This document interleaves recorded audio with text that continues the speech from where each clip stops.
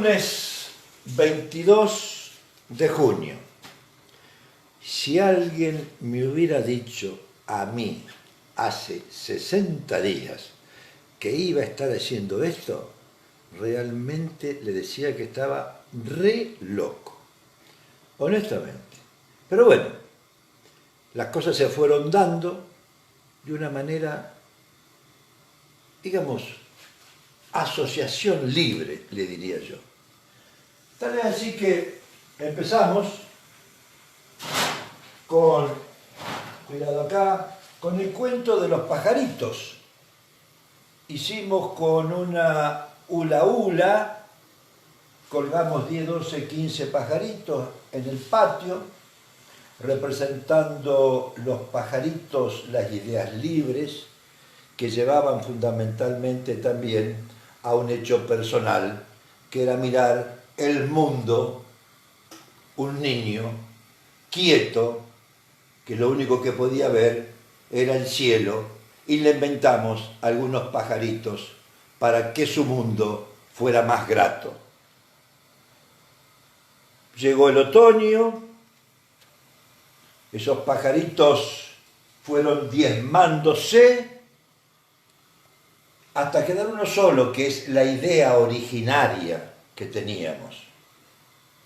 En el transcurrir aparecen otros pájaros, los origami, ¿no? Si no me equivoco, traídos, mandados por un joven niño, Juan, de acá del regreso, de la vuelta, y que nos mandó estos pajaritos que nos fueron dando otras ideas, que fueron haciendo que a ustedes también se sumaran otras personas. Y los pajaritos siguen siendo ideas hasta que se transformaron en lo que son ahora, en águilas. Estas son las águilas que representan el pensamiento que está sobrevolando sobre nuestras personas.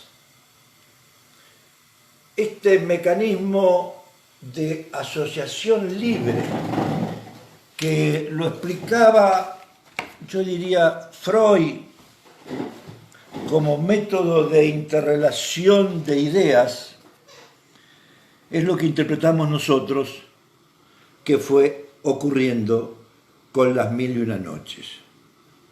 Como una planta se regó, comenzó a crecer y hoy es prácticamente una novedad, un mundo al cual nos sentimos muy orgullosos de pertenecer, que es el mundo de las 1001 noches en la época del coronavirus, en la cual agradezco ya a los participantes directos de estos, que son familiares íntimos,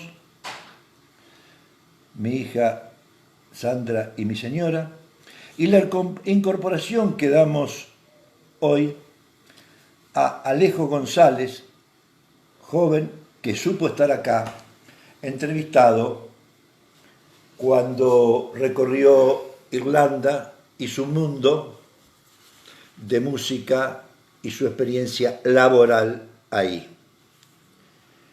Entonces, las 1001 noches hoy tiene un logo. Es este logo que somos, en definitiva, nosotros y ustedes.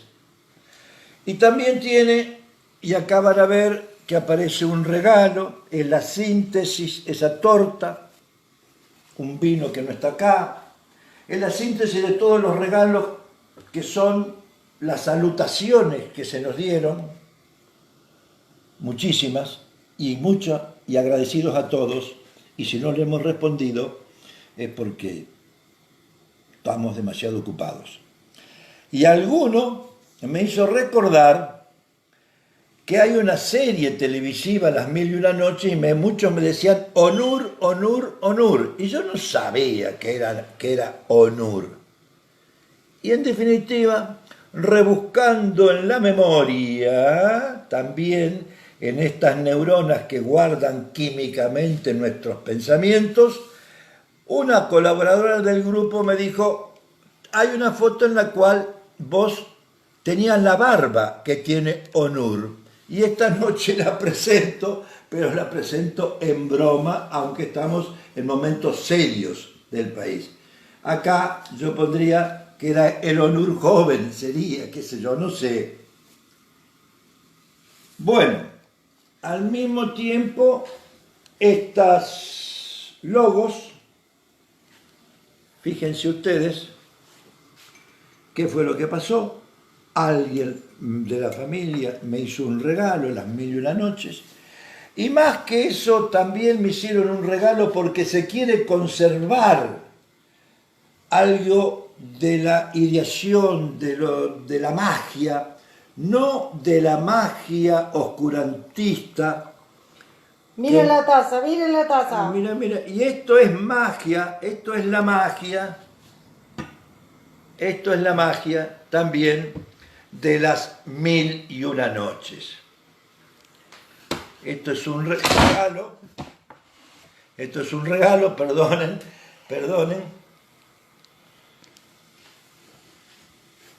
Este es un regalo hecho, y el diseño, ya lo dijimos, fue hecho por Gerardo, y esta magia de escribir en una taza una idea, un pensamiento, un logo, es absolutamente bien recibida por mí y creo que por todos ustedes.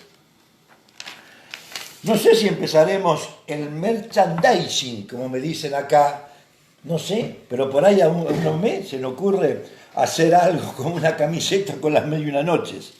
Bien, esto lo digo irónicamente. También en el transcurrir de ayer, anteayer, se hizo un grupo de Facebook, porque ya prácticamente no tengo mayor cantidad de amigos, tengo 4.900 y pico amigos, 4.995, y entonces ideamos el grupo de Facebook Las 1001 Noches en tiempo del coronavirus, en el que ya están invitados, van a participar todos, hasta 5.000, pero ya llevamos más de 350 en casi 24 horas, gente que va a participar. Bien, todo esto fue en conmemoración al Día del Padre. Agradezco las salutaciones y tengo que mencionar algo, por ejemplo, que me mandó Oscar Antonio Petruccelli, que es una música modificada de una canción, y agradezco públicamente a Oscar Antonio. Pero debemos entrar en temas más serios. Sabemos que estamos viviendo horas casi definitorias en lo que es los contagios que pueda haber en Wilrey. Hasta el momento, todos los contagios han sido negativos, todos los estudios, los hisopados han sido negativos. Hay 3 que se están elaborando en este momento, faltarán unas horas o mañana, para saber si estos contactos del primer caso que hubo en Wilrey, contacto laboral, están o no positivos. Nuestra impresión es que van a dar negativos. Nos sorprendería que si fueran positivos. ¿Por qué? Porque nos hemos puesto en contacto con el laboratorio Luca, en el cual, que es el que hace los hisopados, mejor dicho, el que hace el estudio sobre los hisopados, y el planteo es que la carga viral que había en el primer contacto local, en el que llamamos caso 1, caso índice, caso 0 o caso índice, era muy poca y era posible que no hubiera contagiado, lo cual nos habría absolutamente una seguridad, si no hay otro flanco, de que en Wilrey no íbamos a tener contagios de importancia en lo que es la cadena epidemiológica. Bien, pero esto dio lugares a consultas, a charlas telefónicas. Ayer porque el resultado del caso 1 vino el viernes. Y todo el sábado nos encontramos sorprendidos, sabiendo y actuando prácticamente como único método de contención el aislamiento del contacto y los contactos directos que había tenido. No interesan ni números ni nombres, pero se hizo eficientemente lo que se llamaba contacto directo de este caso, tanto laborales como de relaciones personales y lo que había realizado en los días previos al diagnóstico positivo por hisopado. Esto creó una especie de, no vamos a decir discusión, sino un intercambio de opiniones, si el método de contención de la enfermedad es exclusivamente el aislamiento o tratar de hacer rápidamente el hisopado, no esperar demasiado, no esperar más días. ¿Por qué? Porque si uno contiene una persona que tiene un hisopado negativo, puede suponer que hacia atrás todos los contactos que tuvo no van a estar contagiados. Es decir, uno puede buscar casos positivos de enfermedad y desde ese punto plantearse los contactos hacia atrás. Pero si tenemos que al tercer día, a las 72 horas de que esa persona, caso cero, se contagió y al caso a las 72 horas sigue siendo negativo, suponemos de que de ahí para atrás los contactos serían no positivos. Es decir, se estaría acelerando el proceso de saber quiénes son los que podrían tener o no. Bueno, esto tiene una discusión, un razonamiento, tiene un razonamiento lógico. ¿Por qué tiene un razonamiento lógico estos intercambios de opiniones? Porque yo voy a tratar de explicarlo acá, y lo voy a tratar de explicar no con las fechas reales, sino con fechas ficticias. Si yo tomo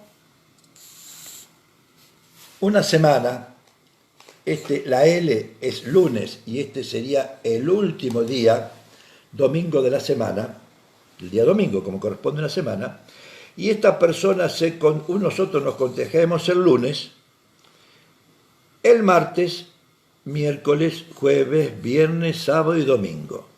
El martes no habría carga viral detectable a través del hisopado. El miércoles, dudosa carga viral. Estamos a las 48 horas. 72 horas. Alta posibilidad de que si esa persona se contagió, o sea, el jueves, lunes, martes, miércoles, jueves, alta posibilidad de que esa persona que daría positivo estuviera teniendo una respuesta al hisopado.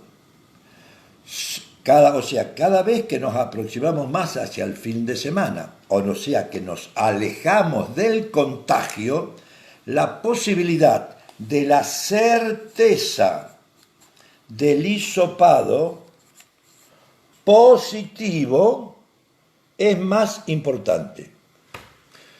Pero nosotros, en definitiva, lo que planteamos es que hacer un hisopado a las 72 horas, máximo 96, nos está dando la posibilidad de que hacia atrás no tengamos prácticamente contactos, o sea, contagios por contacto, porque esa persona no tenía carga viral. Bien, esto pasa los primeros 7 días. Los segundos 7 días del inicio del contagio. O sea, del contacto con alguien que tiene coronavirus. Es decir, hacer este planteo es un planteo de cuánto iniciamos el hisopado. Hay posturas que no están compartidas de que hay que esperar a que ese paciente tenga síntomas. Lo que significa tener síntomas significaría que hacemos el diagnóstico acá al 7º día, que es generalmente cuando se manifiesta la enfermedad. Esto es contagio, esto es periodo de incubación, síntomas. Síntomas, hablemos de síntomas como ser fiebre, que es importante. Yo quiero que ustedes presten atención porque todo esto es una disquisición médica, técnica, pero que en definitiva hace a la conocimiento general, que es la idea que nosotros tenemos que, más allá que nos guste algo de magia, para lo que es las 1001 noches, hay que derrotar la magia de la ignorancia que nos da miedo y nos quita libertades. Segunda semana del contagiado. Volvemos otra vez al lunes. Hacelo con el negro. Lo hago con el negro, sí. Perfecto. Segunda semana del contagiado. Otra vez el lunes de la semana siguiente, 7 días. Bien, acá nosotros pudimos haber tenido algunos síntomas antes de tener, vuelvo a la semana anterior. Acá nosotros pudimos haber tenido síntomas antes de tener fiebre, que generalmente ocurre. Acá es cuando... A partir de las 72 horas en adelante. 72, 96 horas, podemos empezar a tener algunos síntomas que generalmente son desapercibidos y que es la falta de olfato. Es decir, porque el virus que está anidando en la nariz, y ahí está la glándula pituitaria, que es la glándula del olfato, altera por acercamiento, por estar localmente trabajando ahí, altera el olfato, que vendría a ser uno de los síntomas más precoces, aún porque cuando acontece la fiebre, significa que ya este virus se diseminó, se esparció de la nariz hacia el organismo. Hay un periodo que podemos llamar semi-asintomático, la mitad, pero uno puede ser absolutamente, digamos, si es muy perceptivo, saber que puede tener la enfermedad. Yo voy a volver sobre esto después. Vuelvo al otro lunes. Segunda semana. El primer día estuve en contacto con alguien positivo. Sí. A las 72 horas me contagió. Porque puede haber estado en contacto y no contagiarme. Acá es donde actúa, antes de este lunes, donde actúan las medidas sanitarias que propiciamos. El alcohol, la lavandina, el barbijo, la máscara. Antes de esto estamos, antes del lunes que nos contagiamos. Ya quedó atrás el proceso de no contagio. Estoy hablando del proceso desde el contagio a lo que llamamos el periodo de incubación, que son 7 días. Comienza prácticamente el cuadro febril. En medicina no todo es tan matemático. 1 más 1 será 2 en ingeniería, en la matemática, pero en medicina los márgenes de 5 a 9 a 12 son reales. Existe 5 días, 9 días, paciente más grave, menos grave. Continúo. Al otro lunes, de que estuve contagiado, empezaría con síntomas. O no, porque hay muchos pacientes asintomáticos. Me contagié, hice el periodo de incubación y no me pasó nada. Entonces acá hablamos de los pacientes asintomáticos, que también estaríamos dentro de los que pudieran ser pacientes enfermos.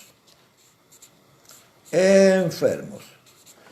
Tengo por un lado los que van a ser asintomáticos y van a ser los que son enfermos. Y dentro de los que son enfermos puedo tener pacientes muy leves o pacientes más graves. En esto que se llama, y yo lo he planteado varias veces, el periodo de estado de las enfermedades, tiene un correlato inmunológico de defensa, que es lo que va haciendo nuestro organismo en el momento de estos días. Vuelvo para ser más ejemplificador, primer lunes, segundo lunes. En este momento, desde el contagio hasta el séptimo, hasta el octavo día, nuestro organismo no responde con defensas.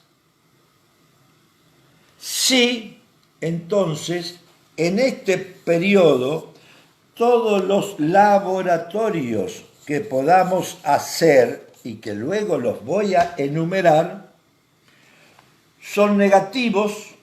¿Por qué? Porque no hay método de diagnóstico posible, porque los métodos de diagnóstico posible miden defensas, miden lo que llamamos los médicos las inmunoglobulinas. Sí, el método de diagnóstico es este, el hisopado, que se puede hacer, como planteé recién, a partir del tercer, cuarto día, que es la lógica, lo antes posible para saber quiénes no se contagiaron y quiénes se podrán contagiar, para cortar lo que se llama la cadena o identificar fehacientemente la cadena inmunológica, o sea, quién va a estar contagiado y quién no. En este caso, el hisopado es diagnóstico. Bien, me voy a referir un momento entonces al hisopado. Después volveré a la segunda semana.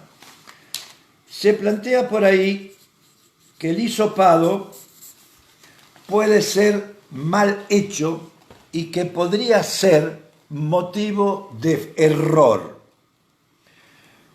No existe esa posibilidad. El hisopado puede ser mal hecho, es posible, pero no es motivo de error en el resultado.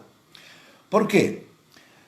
Porque si no recogió demasiada muestra de la nariz, lo primero que se hace en el laboratorio es identificar el ARN que mide si esa muestra va a ser útil o no, porque mide el individuo, nos mide a nosotros, no mide el virus. Entonces, el hisopado que tenga una cantidad, por eso se demora algunas horas, una cantidad de ARN altamente confiable, es el que va a ser estudiado en base para hacer lo que se llama el PCR, porque si no, para que nos dé positivo o negativo. Entonces, el tamaño de lo que decimos, tamaño de la muestra, si es poca o mucha, no determina calidad, determina si va a ser usado sí o no. ¿Por qué? Porque después de esa muestra que es útil, se va a separar una X cantidad para ver si da o no positivo al coronavirus el hisopado.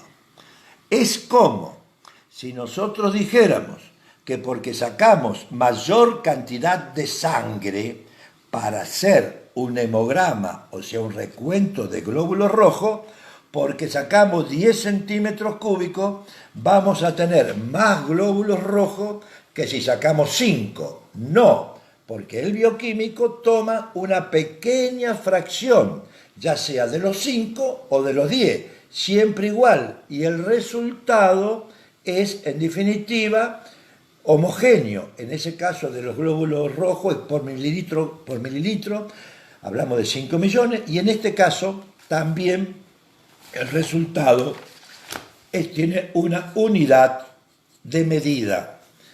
¿Qué nos va a dar esta unidad de medida de análisis? Ejemplo, para ustedes mucho más simple, hablar de que si una persona tiene 2 millones de glóbulos rojos, está anémico, 4,5 está normal. En el caso del hisopado, nos va a dar también otras respuestas, más que si es positivo o negativo. Nos va a dar la cantidad de virus que tiene, un porcentaje, que tiene un número, vamos a decir XX, no interesa, que nos habla de la posibilidad de contagio que tiene esa persona.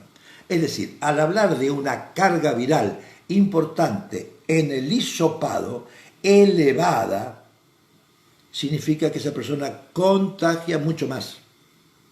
Y en el caso de que esa carga viral en el hisopado, que no es variable por cantidad de muestra, vuelvo a decirlo, no es variable porque si hay poco o mucho moco, no es variable, es si hay poca cantidad, esa persona va a estar enfermo, sí va a tener la posibilidad de desarrollar la enfermedad, pero su capacidad de contagio es menor.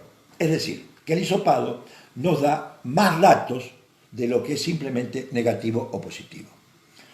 Esta es la situación en el caso de, el caso cero de Wilray. Sabíamos de que había poca carga viral y que la posibilidad de contagiar era menor.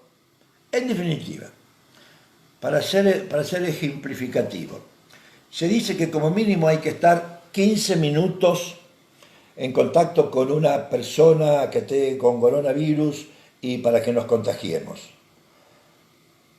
Lógicamente, si esa persona tiene 10 millones, digo una cifra, 10 millones de virus, a lo mejor con 4 o 5 minutos nos contagiamos, pero si tiene 500.000, no nos vamos a contagiar o precisamos que estar mucho mayor tiempo. Es decir, eso determina lo que se llama el índice de contagio que tiene esta enfermedad. Todo esto son datos que se han ido, digamos, aprendiendo, nadie sabía mucho, pero todo esto es lo que en definitiva brinda, y yo trato de brindarle confianza, porque una cosa era hace 60 días cuando yo tocaba la guitarra acá para amenizarlos, y otra cosa es cuando hoy tengo que amenizarlos pero con datos mucho más concretos, y se los puedo brindar, más allá de que me gusta hablar de fantasías como es el águila guerrera, etcétera, etcétera. Bueno, vuelvo a la segunda semana, a ver si tengo alguna hoja en blanco, porque vuelvo a la segunda semana. Bueno, suponiendo que fuera esta la segunda semana, voy acá abajo. El primer lunes después del primero que me contagié. Bien. ¿Qué va pasando? Yo dije que en la primera semana el único método de diagnóstico certero era el hisopado. Continúa haciéndolo. No es que deje de serlo, le hago un hisopado al 10º día y sigue siendo, digamos, positivo y va a dar mayor carga viral seguro que al 4º día. Ahora, aquellos pacientes que tienen poca carga viral de arrancada, seguro que se van a negativizar el hisopado más rápidamente. Es decir, van a contagiar un periodo menor. Eso por una parte. Segunda semana que lo tengo ahí. ¿Qué va ocurriendo en el organismo? El organismo a partir de los primeros 7 días comienza a dar respuesta. ¿Y cómo da la respuesta? Haciendo lo que nosotros llamamos los anticuerpos, que son los que nos van a brindar defensas. Son los antígenos. Hay 2 tipos de antígenos, el IgM y el IgG, que se van desarrollando, y ya está estudiado, esto también hay que decirlo porque hay muchos avances en esto, cómo se va desarrollando la defensa del organismo en el transcurrir prácticamente del 7º día, 8º día. Primero se eleva el IgM hasta el 12, día 12, 13.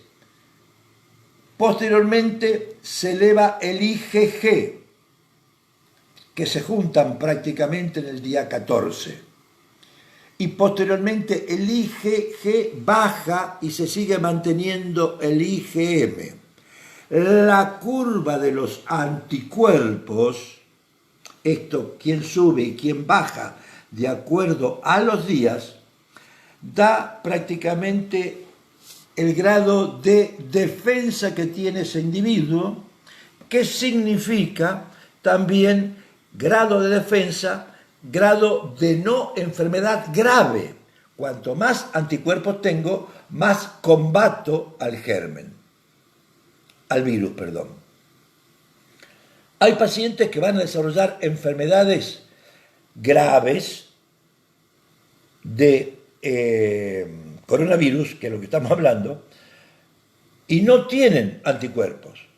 ¿Por qué? Porque su sistema inmunológico no le responde. Esos son los pacientes que van a ser más graves. En definitiva, cuanto más anticuerpos tengo, más defensas se me hace. Y entonces ya entramos en lo que podemos llamar, voy a dejar momentáneamente, tema diagnóstico, aunque sigue que es importantísimo e interesante. ¿Por qué? Porque en el momento en el cual se elevan los anticuerpos, que hablamos de enfermedad, y esto es una charla que mantuve con la doctora Agua Clara que Camina del Instituto Malbrán. Ayúdame, Sandra. No, con Gabriela de Larrañaga. Con Gabriela de Larrañaga. Ayer hicimos una llamada telefónica. Ayer hicimos una llamada telefónica para informarnos. Gabriela de Larrañaga, ella es bioquímica. Sí. Es la responsable del laboratorio de análisis bioquímico, o sea, de los análisis del COVID, del del Hospital Muñiz. El Hospital Muñiz está en Capital Federal, en Cava, donde todos ustedes saben la cantidad enorme de casos de COVID que existen. Entonces, ellos trabajan en ese diagnóstico y están desde el inicio del COVID trabajando en el análisis de todos estos hisopados y todas estas referencias. Ayer Petizo habló con Gabriela de Larrañaga. Con lo cual logré informarme muchísimo de toda la evolución, porque ella es la jefa de bioquímica y me explicó todo este sistema de mecanismos de defensas, la importancia del seguimiento de los anticuerpos desde el momento en el cual el paciente se encuentra ya, digamos, internado o semi-internado y que podría demostrar gravedad. Lo que también me plantean en ese caso es qué se hace. Bien, si nosotros tomamos como ejemplo los anticuerpos, que son los que cualquier enfermedad nos deja, o también tenemos anticuerpos porque nos hemos vacunado y tenemos una defensa por anticuerpos adquirido mediante la vacunación, nosotros vamos a tener anticuerpos en nuestra sangre. Los anticuerpos en este caso no están pegados a los glóbulos rojos, sino que están disueltos en el plasma de la sangre. La sangre tiene dos elementos fundamentalmente, podemos decir, uno líquido y uno sólido. Los sólidos son disueltos en el líquido, son los glóbulos rojos, y en lo que están disueltos es el plasma. Bien, en ese plasma están los anticuerpos. Por eso el planteo de que aquellos pacientes que ya han curado su enfermedad, se les mide la cantidad de anticuerpos que quedan circulantes para poder extraerle el plasma y usarlo como método de tratamiento. Es decir, el IgM que fabricaron para defenderse, el IgG ya descendió, servirá, de acuerdo al nivel que tiene cada uno, para ser usado su plasma en tratamiento para nuevos enfermos. Aspecto número 1 del tratamiento del coronavirus, enfermos.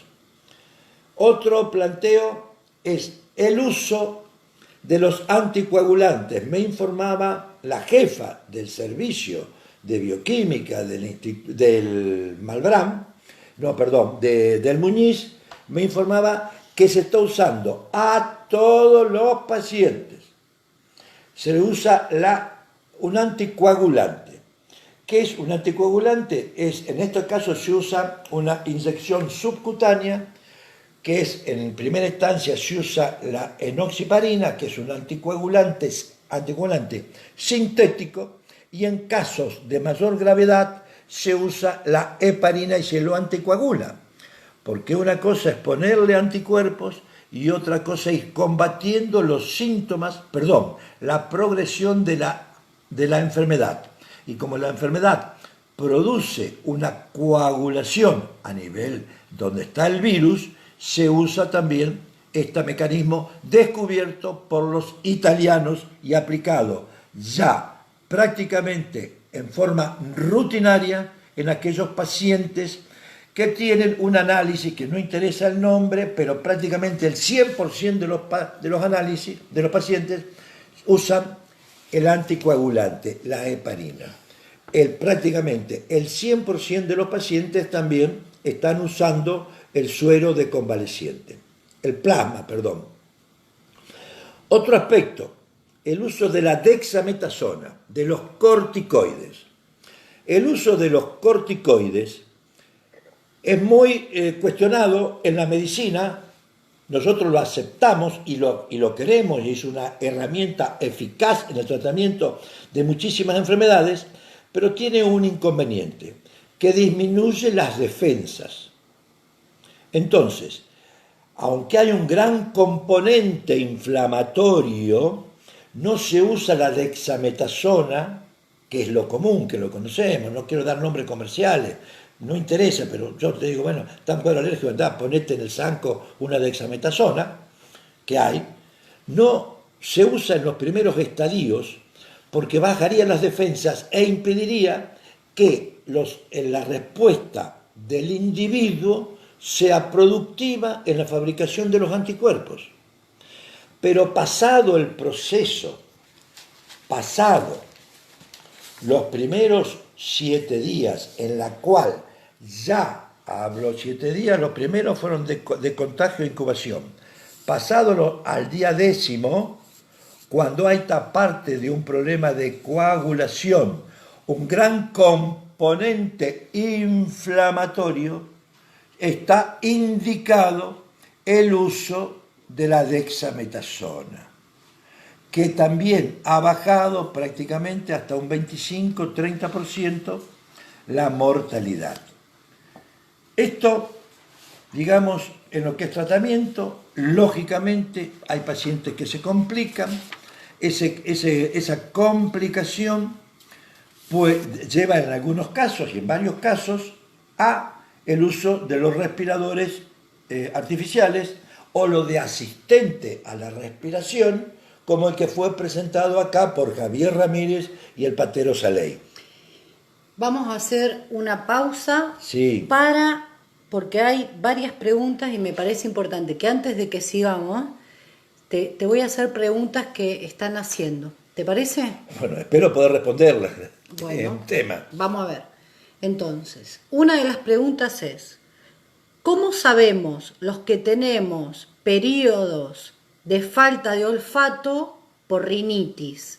Con respecto, esto te lo preguntan con respecto a si la falta de olfato es el primer síntoma que tenemos a los 3 días, ¿cómo puede alguien detectarlo? Bien, hay pacientes que tienen la falta de olfato total que se llama anosmia. Yo acá conozco 3 o 4 personas que no tienen olfato. La otra causa de pérdida del olfato es por resfrío, pero muy raro, porque únicamente la congestión muy grosera de las fosas nasales hacen de que las partículas que están en el aire, que se llaman partículas odoríferas, lleguen a la pituitaria, que es el órgano del olfato. Es decir, hay un impedimento de llegada. Generalmente ese impedimento de llegada desaparece cuando nos sonamos la nariz, sacamos el moco. Por eso muchas veces estamos resfriados, no tenemos olfato, no nos damos cuenta que estamos cocinando nada, nos sonamos la nariz y decimos al ratito, qué rico guiso, porque sacamos el mecanismo del medio. Lo otro no es una gran cantidad de moco lo que tenemos, no es enorme el moco, no estamos ante un resfrío, estamos ante algo de resfrío hay, pero estamos ante una pérdida de olfato que es mucho más importante que la que en definitiva ocasiona un resfrío fuerte. Primera pregunta, creo que fue respondida en forma correcta. Entonces, si yo estoy con la duda, lo que hago es todas las mañanas me levanto y huelo vinagre. Bueno, ya voy a llegar a ese aspecto, perdón, ya voy a llegar, ya vamos a llegar. Entonces sigo 3 preguntas más. Sí. ¿Es doloroso el hisopado? No, lamentablemente no tuve tiempo, pensé en poder, digamos, proyectar, pero podemos prepararlo a lo mejor para mañana, la técnica del hisopado que acá fue aprendida por excelentes profesionales que lo hacen. Llámese, prácticamente la encargada es la doctora Grisel Montaña, aunque también hay enfermeras que lo realizan. Hicieron el curso en forma presencial en el laboratorio en el cual se deriva el material del hisopado, en este caso a Venado Tuerto.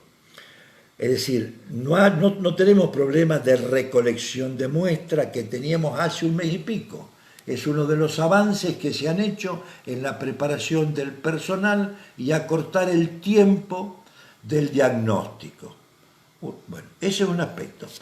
Y lógicamente planteo que tiene que tomarse las medidas de seguridad en forma eficiente, porque estamos ante la posibilidad de que esa persona se contagie. Bien. ¿2 más? No, después la hacemos. Cuando hablo del contagio, también le pregunté a la doctora de Larrañaga cómo se cuidaban ellos, porque están en contacto, casi permanente, trabajando. Y entonces me plantea, le digo, ¿ustedes se hacen todo un hisopado cada rato? No. Dice, nosotros, el mejor método que está indicado para un diagnóstico precoz en la temperatura bien tomada y el hisopo, porque serían los primeros síntomas antes de que se desarrollen los anticuerpos. El hisopado, que no es 100%, ojo que en medicina nada es 100%, no todos los pacientes que tienen coronavirus hacen anosmia, falta de olfato o falta del gusto, pero altísima posibilidad de que ocurra. Entonces, y después la temperatura. ¿Por qué? Porque eso sería lo primero que se inicia antes de que se levanten los anticuerpos y porque no se van a estar hisopando todos los días.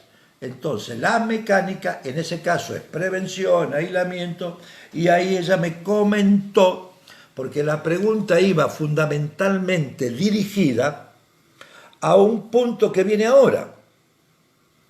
Es decir, nosotros estamos ante prácticamente la posibilidad, ojalá que así sea, que de acá 2 o 3 horas nos digan de que los pacientes que fueron hisopados hoy, 3 sean negativos, mañana se van a hisopar en Wilray, otros 3 o 4 contactos, pero la pandemia no termina. La pandemia no termina. terminan de informar que hay un caso en el Hortondo, es decir, estamos en una pandemia. Y la pregunta que yo le hacía fundamentalmente a la doctora era esta pregunta, y porque aparte me interrogaba cuál era el momento oportuno de hacer lo que se llama los testeos. Los testeos, lo que se hacen en la capital federal, no tanto el hisopado, sino la búsqueda de enfermos asintomáticos para que no se desarrolle la patología. Es otro aspecto. Bien. No sé si respondo a las dos preguntas porque esto lleva una larga explicación. ¿Qué pregunta había? Mira, una pregunta es, si tomás aspirinas, como yo, dice la persona que pregunta, todos los días, ¿corro el riesgo de tener hemorragia de sangre? ¿Hay alguna contraindicación? No. Es decir, es una pregunta que sale del contexto. Es una pregunta que es cierto, sí, puede tener epístasis, pero no juega para nada en esta situación. No juega porque el riesgo de la aspirina, que uno mide como médico, los beneficios del paciente que toma la aspirina y los riesgos, como cualquier otra enfermedad. Pero en este caso no juega, porque lo que se hace en caso de estar enfermo es multiplicar por 100, no la cantidad de aspirina, sino el medicamento, otro medicamento anticoagulante. No juega en esto. Perfecto. Y ahora otra pregunta es, ¿cómo atenderías vos a un infectado que tiene el virus, más allá de tu edad y de no pertenecer al sector público, pero por favor explicarlo con palabras criollas, sin que sean ni políticas ni médicas? ¿Cómo lo atenderías? Bien, primero, es un tema personal. Yo soy, digamos, una persona de riesgo, 72 años, un infarto, STEM. Siempre yo me planteé que era hábil en diagnósticos, en búsqueda de diagnósticos, y que aquello que sobrepasaba mi capacidad de respuesta como médico en lo que es el tratamiento era lógico por seguridad del paciente y brindarle la mejor atención. Y muchas veces preguntas de este tipo me llegaron en forma a lo mejor más directa, y no es cabullo en la respuesta. Me llegaban y me decían, ¿qué harías vos en mi caso, el paciente, ante un diagnóstico medio difícil, dificultoso, de él o del familiar? Y entonces mi respuesta siempre fue, primero, ir al mejor lugar donde te brindan absolutamente la atención, y el consejo que yo te doy es como si fuera el consejo que haría con mi vida, qué haría yo si estuviera en tu lugar. Me pongo en tu lugar y yo te doy la respuesta a vos de lo que haría. Llamemos de un hijo enfermo, llamemos de madre enferma o de una patología de él. Yo haría esto. Estaría en las mejores manos, en el mejor momento, con la mejor gente capacitada, y a ese lugar orientaría el tratamiento. En este caso, se agrava por la limitante que tengo del punto de vista personal, por edad y por infarto, persona de riesgo. Lógicamente, uno tiene que hacer todas las prevenciones de salud, muchísimas más de las que estamos de contagio, muchísimas más de las que estoy diciendo, el barbijo, todo eso, hay equipos especiales. Pero participar de un equipo que yo creo que es idóneo, o sea, idóneo habla de capacidad, que se ha ido capacitando en el orden local, como es la gente que en este momento está tomando la posta en Wilrey del problema de salud. Grisel, Fernando, que también tiene sus limitantes, Malvina, hacen que uno plantee estar cubierto hasta gran parte de lo que es el tratamiento. Y otros casos, cuando la cosa considere que viene mal parada y que la capacitación no fue porque no somos especialistas o porque no estamos preparados para mantener muchas pacientes, ya hablemos en un respirador durante horas y horas y días, y no tengamos en los métodos bioquímicos, por ejemplo, que yo dije recién que habría que saberla para un pronóstico, la cantidad de IgM, IgG, y manejar pacientes anticoagulados, y bueno, se verá por caso, se verá por caso. Yo creo que es necesario, no es una respuesta global, es una respuesta individual, siempre planteando para el paciente lo que haría para conmigo. ¿Dónde sería el mejor lugar en preservar mi vida o mi salud y tener posibilidad de curarme? Ese sería el criterio. Sabemos que hay en este momento un caso de coronavirus en Wilrey. Ese paciente no está internado, ese paciente la está pasando en su casa. Va a haber muchísimos pacientes que van a estar en esta situación. Entonces, uno hoy, aún con los medios de comunicación que tenemos, puede estar cerca, aún no en forma presencial. Eso yo creo que es, en definitiva, lo que va a ir aconteciendo. No es una respuesta general, es una respuesta particular para con cada uno de mis pacientes. No todos los pacientes son iguales, no todos se van a presentar de igual manera. Lógicamente tenemos ciertos condicionantes también. Ejemplo, nosotros tenemos que derivar prácticamente obligatoriamente, en los casos complicados, al Gutiérrez. Hay gente que podrá querer ir al San Martín o al Castelli, pero no, por los casos del COVID complicados van a parar al Gutiérrez, es decir, nos guste o no guste. Se preparó el aspecto sanitario de la provincia en este esquema. Y creo que está trabajando con mucha responsabilidad.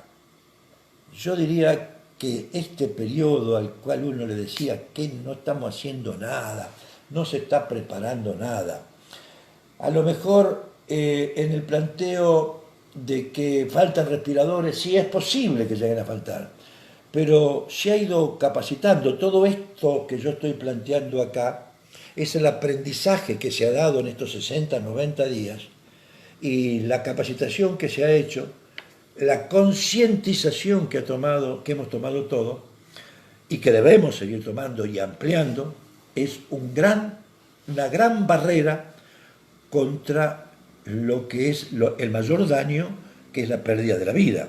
Lo demás, estar enfermo, no estar enfermo, y bueno, es una circunstancia, me como una semana, 10 días, 20 días sin trabajar, en reposo, lo que fuere.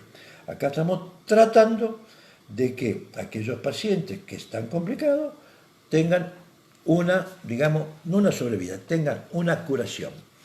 Teniendo presente que las enfermedades virales, como es esta, no tienen un tratamiento hasta hoy específico.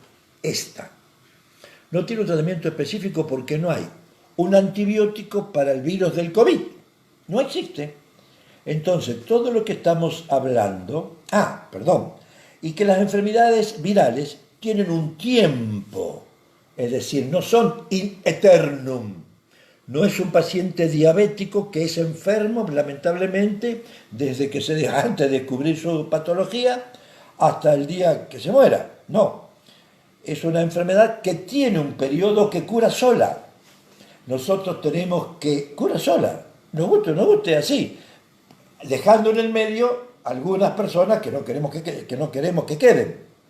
Pero nosotros, en la medida en que podamos bajar el grado de enfermedad, sabemos que si no se complican, van a sobrevivir a esa enfermedad.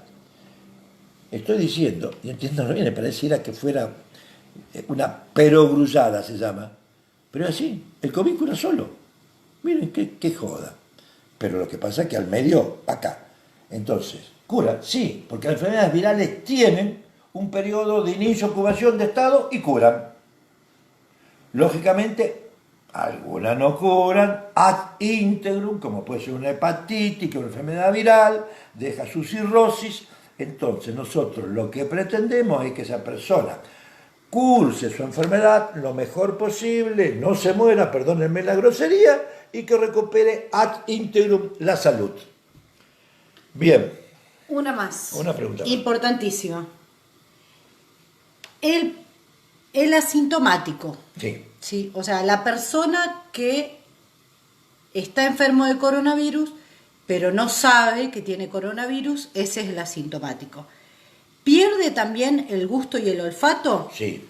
Es decir, asintomático significa que no tiene síntomas, con lo que por propia definición diríamos que no es asintomático el que perdió el olfato. Lo que pasa es que son síntomas a veces imperceptibles que el paciente, la persona, no los tiene en cuenta y no logra identificarlos. Por eso no cuesta nada a la mañana oler alcohol o vinagre, porque voy a saber si estoy groseramente, si estoy asintomático, entre comillas, cuando realmente no estoy asintomático, estoy cursando la enfermedad. Es decir, ese hecho que debe ser planteado en la casa, no únicamente cuando salimos, nos encontramos ahí en el arco sanitario, en el acceso, sino que lo tenemos que hacer todo. O che, ¿qué hiciste de comer? Mirá el guiso, y no sentí. Es decir, cosas elementales que nos hacen, que podamos hacer, dejar de ser asintomáticos cuando realmente no lo somos y poder hacer un diagnóstico. Y ahora voy al tema de los asintomáticos reales. Bien, yo planteé primera semana, incubación, segunda semana, asintomáticos, enfermos, diagnóstico, defensas. Bien, pero nos enteramos y sabemos y hemos leído de que hay testeos fundamentalmente en el mundo y acá fundamentalmente en la capital federal, en la Cava. Y sabemos que estamos como déficit. El testeo fue un mecanismo valiosísimo en muchísimos países para detener la pandemia o la epidemia en su país. Entonces, ¿qué es el testeo? El testeo significa buscar enfermos no en la nariz, porque es imposible, sino a través de pruebas. Eso es testeo. En la capital federal se testearon a la salida de los trenes, vengan para acá, 100 personas, se le hacía un testeo buscando los asintomáticos que iban a contagiar. Es decir, la búsqueda de aquellos asintomáticos, y se planteó, que no recuerdo bien, que de 1.030 o 40 personas que pasaban por ahí, eran asintomáticos, pero que iban a contagiar, o estarían contagiando. ¿En qué momento se plantea que esta persona tiene que hacerse el estudio? A partir de, se hace a partir de cualquier momento, pero dará positivo, va a dar positivo, a partir del 10º día que se contagió. Era lo que yo había planteado de los anticuerpos acá cuando puse 10 días. Al principio 7 días, únicamente la nariz, la falta de olfato, a los 7 días fiebre, dolor de garganta me faltó, a los 10 días empiezo a dar respuesta, el individuo empieza a dar respuestas inmunológicas, defensas, que pueden ser testeadas. Y en este caso, la pregunta que yo hice, y la cual también me desasné, porque no todos sabemos, era porque pensé de que se podía hacer una especie de cordón sanitario acá en Wilray, en el cual no fuera un cordón físico como la tierra que se puso, sino un cordón sanitario en el cual la gente que entrara a Wilray le hiciéramos el testeo y planteáramos, entrar o no entrar si no tenés coronavirus. Los límites de esto son que se hace a partir del 10º día. O sea, se hace en cualquier momento, pero esa persona, si sale positivo, si hubo contagiado hace 10 días.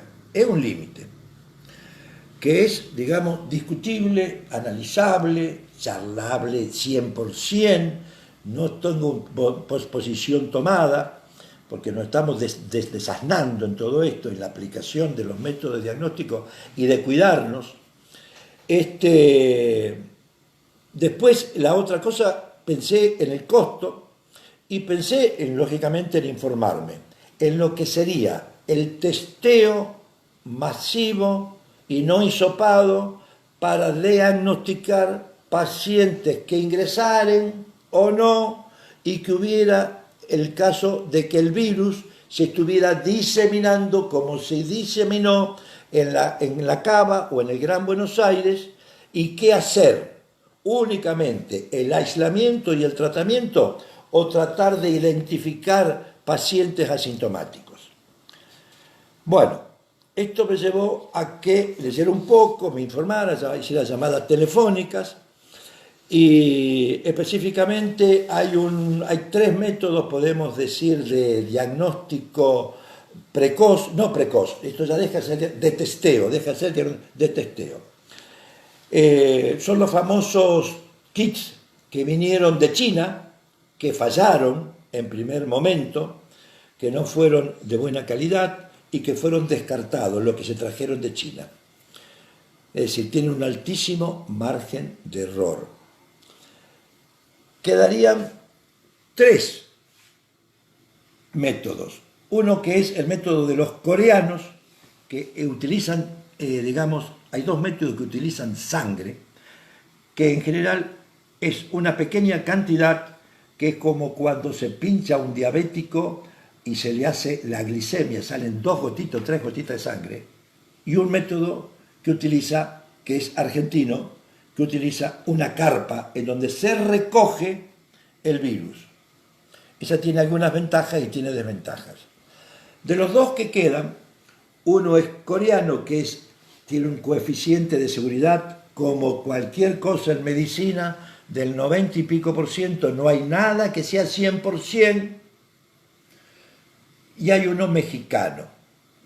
El coreano tiene un costo, el mexicano tiene otro costo más económico, porque está hecho con una sociedad de la empresa, digamos, del CONICET mexicano, como si fuera, digamos, parte del Estado de México, del gobierno de México, con una empresa privada, creo que se llama Kitsch, no recuerdo acá, no, Fincovic 19, vamos a tachar lo que valdría, bueno, pero vale $10, bueno, listo.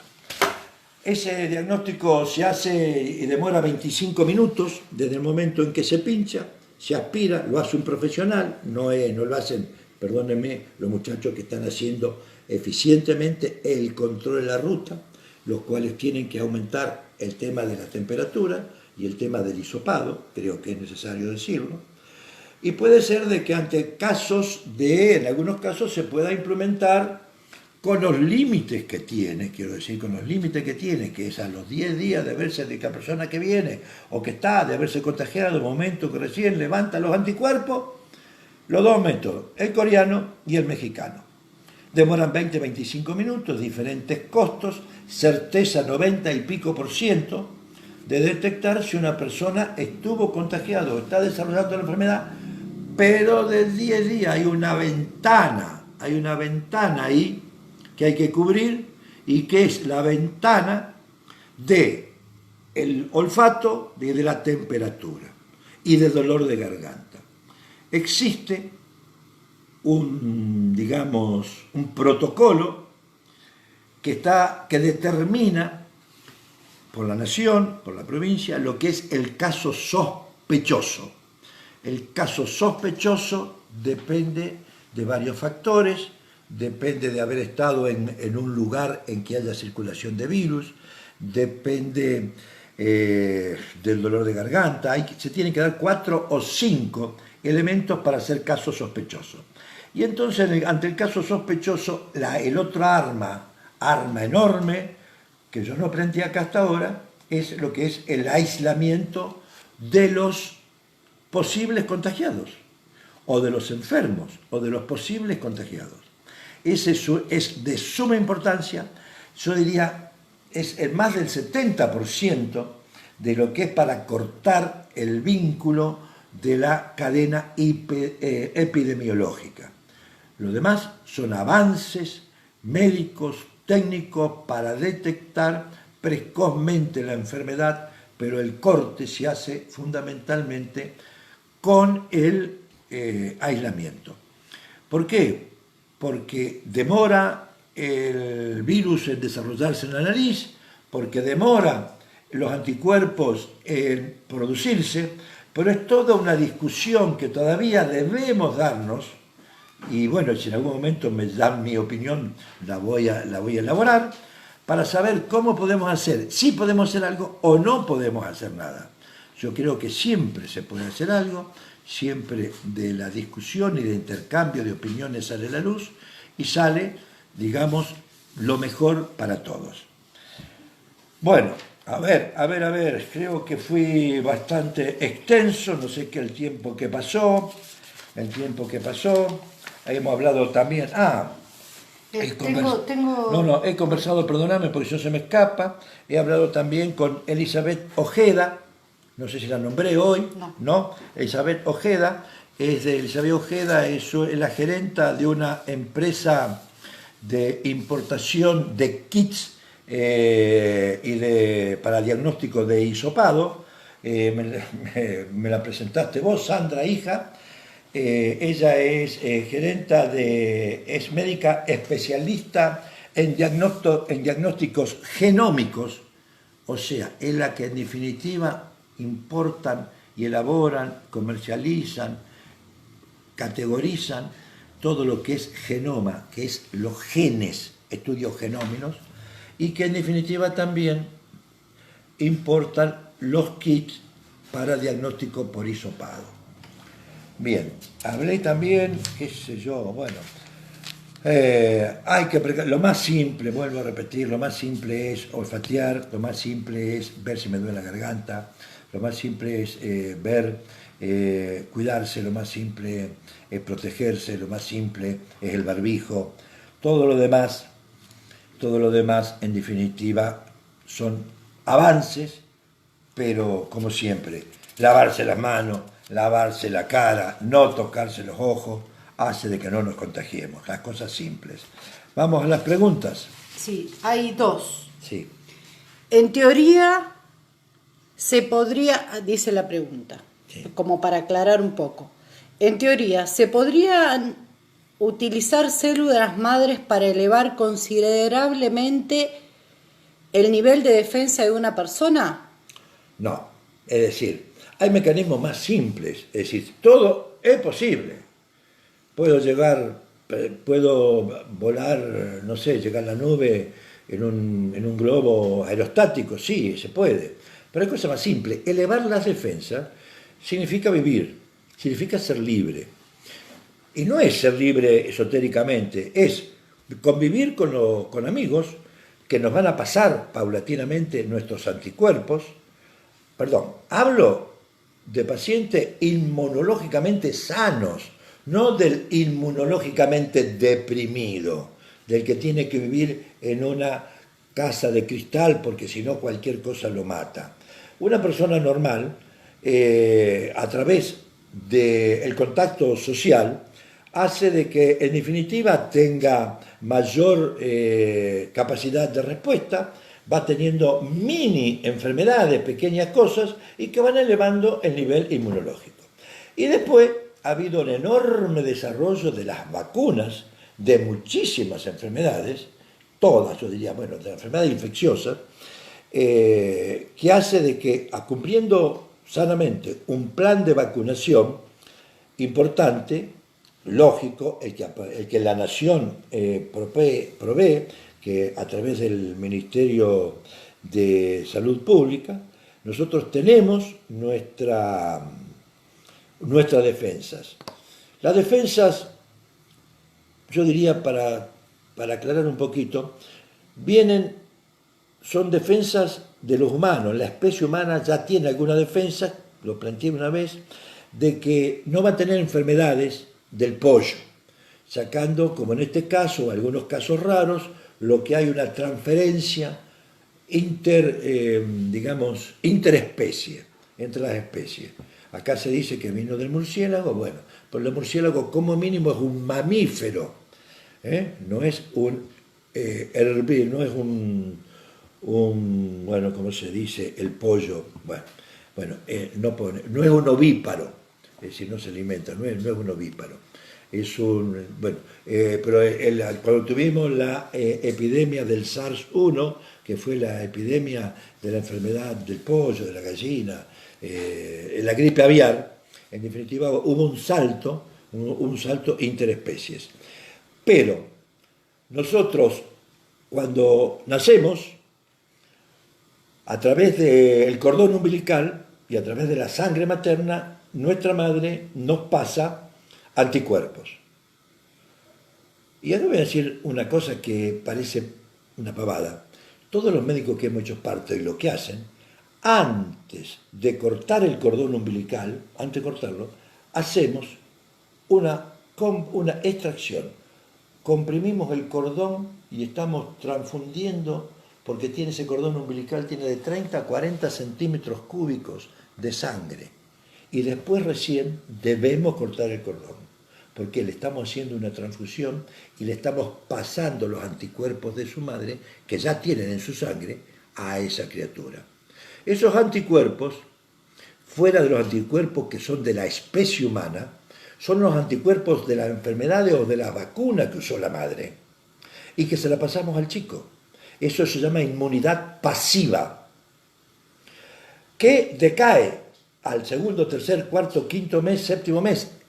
Es muy difícil que haya un sarampión, bueno, ahora no hay sarampión por la vacuna, es muy difícil que haya una varicela antes del séptimo mes, porque la madre, si la tuvo, el anticuerpo de la varicela lo tiene el hijo a través de los anticuerpos de la madre.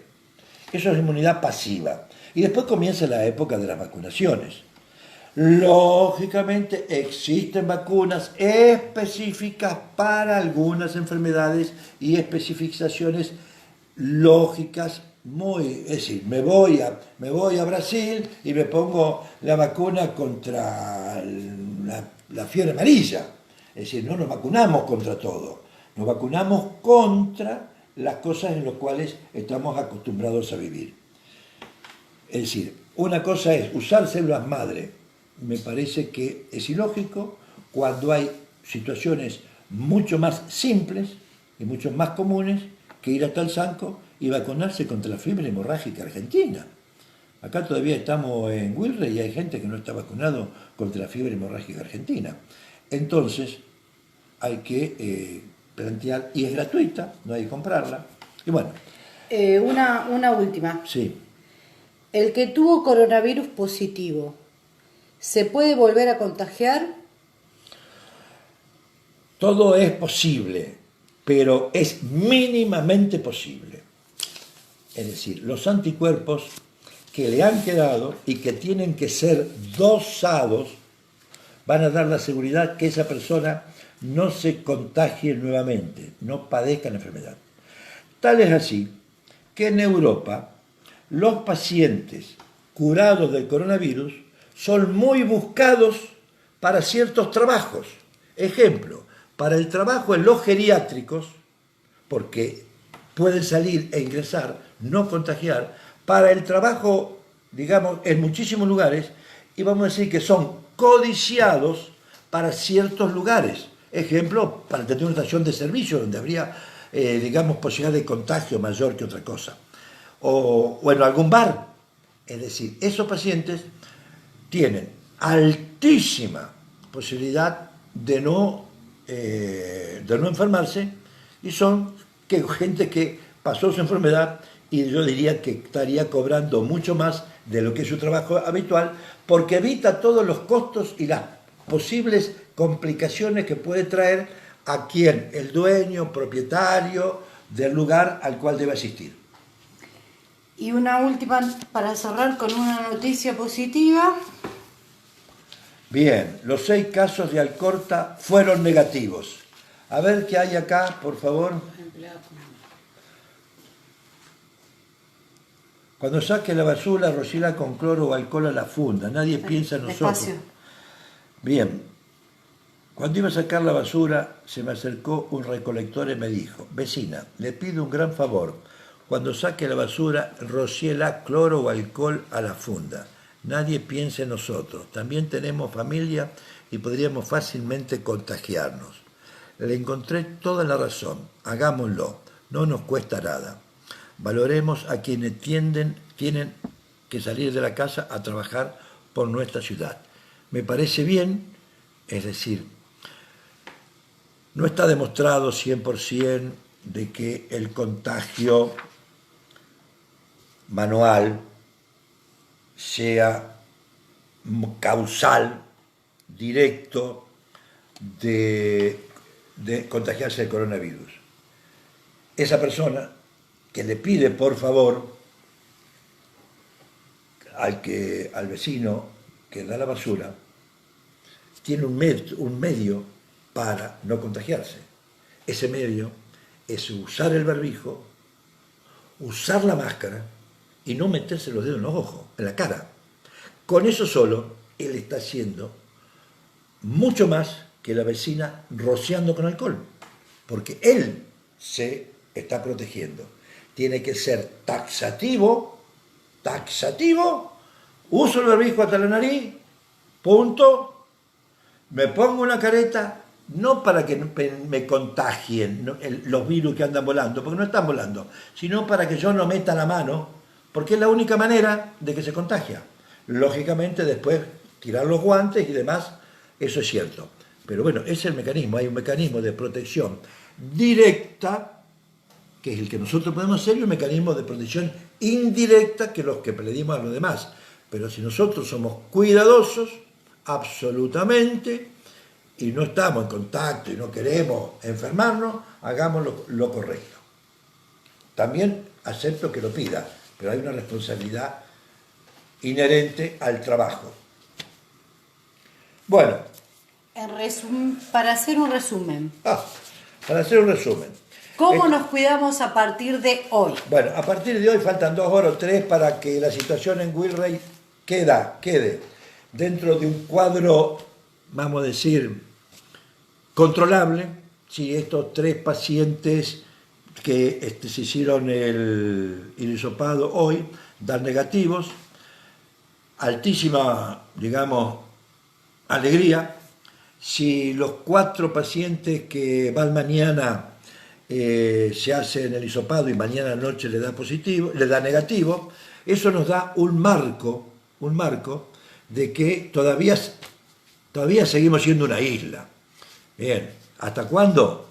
Eso será difícil, pero todos estos pequeños atisbos de contagio y que lo podemos controlar van dando una mecánica para que se vaya aceitando los mecanismos de tratamiento de las enfermedades, de defensa, que nos pongamos todos alertas. Entonces, hay un aspecto que puede dar bien. Ahora, por ahí llega una información, no sé qué hay de cierto, de cocineros del frigorífico, que por ahí pueden estar en contacto con 200 pacientes y pasado mañana tenemos una explosión. Es decir, paso a paso vamos a lograr ir aprendiendo y cada uno, por favor, la responsabilidad que le compite. Yo me estoy despidiendo, incorporando acá. Yo quisiera que vos dieras la vuelta, mirá, que enfocaras eso. No sé si conviene o no. Mañana vamos a adaptarnos un poco. Es decir, a lo mejor no creo que se pierda la magia de las 1001 noches, pero hay una limitante que no queremos traspasar, que es que venga gente de afuera a la entrevista, y nosotros tomamos cierta precaución. Tenemos 3 personas filmadas, grabadas, que van a ser transmitidas alternativamente en esta semana para que no se pierda esta ilusión de realidad y fantasía que es el engancho que tenemos entre todos los que estamos entre ustedes y nosotros en Las Mil y Una Noches. Trataremos de ser lo eficientemente posible, que les guste. Las charlas son sustanciosas, por ahí tenemos algunos límites, podemos decir, de calidad, y bueno, no somos profesionales, no pedimos disculpas tampoco, para nada, hacemos lo que podemos. Y bueno, y yo quería terminar, hablé como una hora y pico, lamentablemente me tocó otra vez. Bueno, hay algo que a mí, yo me fijo mucho en el Facebook, quiero aclarar que lo que planteé para el Día del Padre, el día viernes, que leí, no, perdón, el sábado a la noche, que leí cuando estábamos todos tan aturdidos por el tema del coronavirus, el cambio de estatus de localidad de 0 negativo a 1 positivo, lo encontré en el Facebook, me gustó y no me lo alcanzó nadie. Me dio la casualidad que me gustó y resultó ser de mi hija Loli, pero no me lo trajo para que yo lo leyera acá.